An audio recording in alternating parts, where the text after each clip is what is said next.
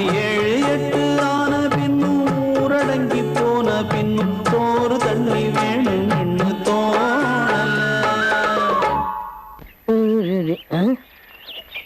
எவ்வளவு நாளைக்கு தான் இந்த ஆள்கிட்ட நம்ம திட்டு வாங்குறது?